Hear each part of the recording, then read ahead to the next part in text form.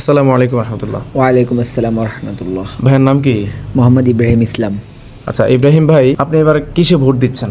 আমি যেহেতু ভোটার না, তারপরও যদি আমি ভোটার হতাম অবশ্যই। ভোটার না আপনি?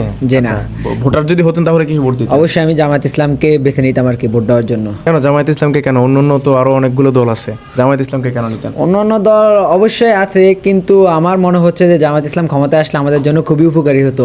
কারণ আপনাদের জন্য, আপনার জন্য কি উপকার হতো শুধু এটা বলেন।